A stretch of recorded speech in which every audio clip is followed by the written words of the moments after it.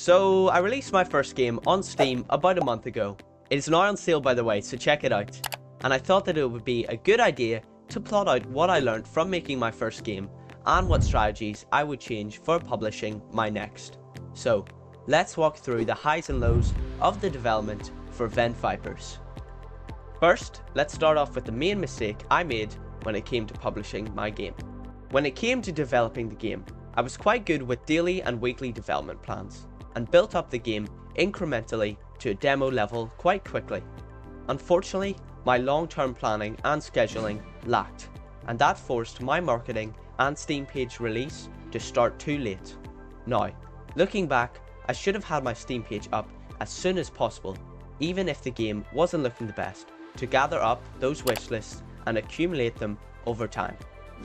My marketing for the game also suffered, as I hadn't accounted for a consistent marketing schedule over a long period of time.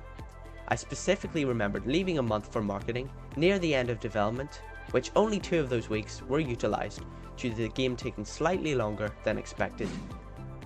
One of the biggest things I have learnt over the past 5 months is that publishing a game is not only about making a fun game, but marketing is also an imperative aspect, as how will you get people to play your game if they don't know about it? There are some people who cover this in great detail, like Chris Zukowski and many other GDC docs. It can be easy to push marketing to the side and say, I got this, the game will sell itself.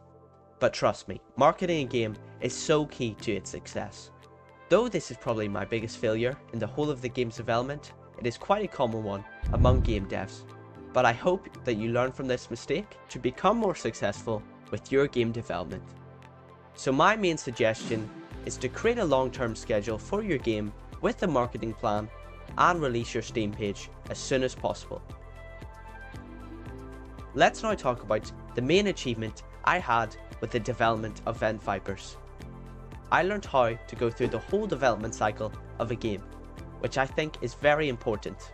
Many devs may overscope and burn out, or be stuck in an endless loop of unfinished projects.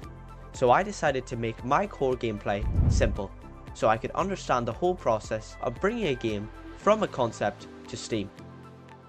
Even with a pretty simple game, you can learn so much.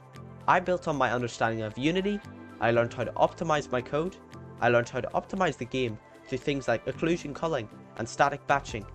I provided extensive customizable settings, so the user can tailor their keybinds and quality settings. I learned how to implement an online leaderboard into my game. I was able to give the game a progression system with multiple maps and skins. Even though time management was my weakness, I still grew and got better throughout development.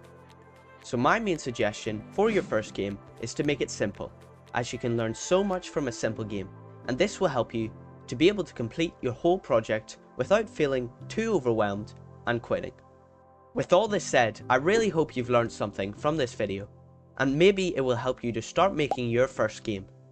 With this being the closing video from my Vent Vipers devlog series, you may wonder what's next? Well, next week I will be dropping the video about how I entered into Pirate Software's 2024 Game Jam, where I had 2 weeks to create a game based on the topic of its spreading.